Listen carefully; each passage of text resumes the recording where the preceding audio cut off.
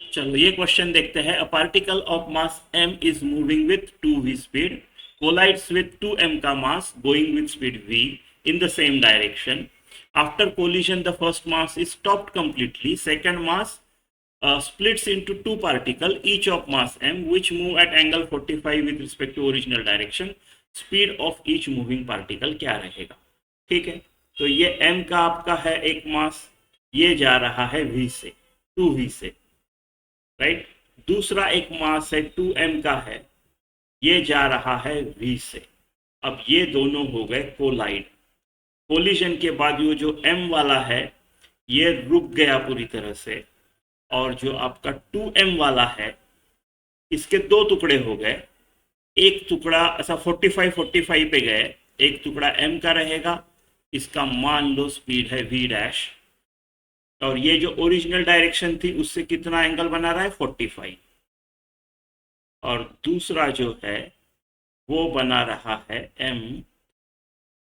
ये इक्वल रहेगा, चलो मान लो, नॉट श्योर, तो ऐसा कर लेते हैं, ये भी 45, राइट, 45 डिग्री ऐसा है। हमको ये जो है ना, ये v डैश ये निकालनी है। ये सेम रहेगा, अभी के लिए मैं बोल रहा हूँ सेम नहीं रहेगा, 1 मिनट में प्रूव करा देंगे उसको। ठीक है, ये निकालनी है। तो कंजर्वेशन ऑफ मोमेंटम लगाता हूँ, 2mv plus 2mv is equal to 0 plus, अभी कंजर्वेशन ऑफ मोमेंटम मेरे को एक बार आई कैप में लगाना पड़ेगा, एक बार जे कैप में लगाना पड़ेगा। तो अभी मैं आई कैप का लगा रहा हूँ, राइट, अपने पहले दोनों के 2mv आई कैप में है, राइट। तो 0 प्लस, राइट, ये रेस्ट में है 2m,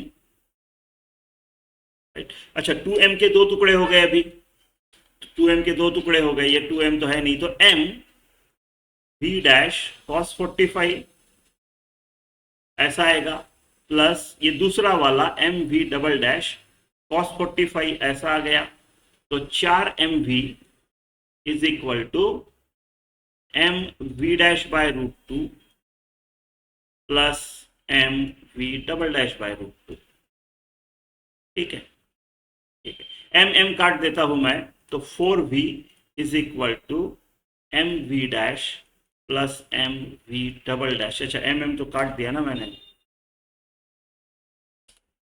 v dash plus v double dash by root 2 ऐसा आया है। इसको यहीं पे छोड़ देते हैं, अलोंग जे कैप लगा लेता हूं, कंजर्वेशन ऑफ मोमेंटम।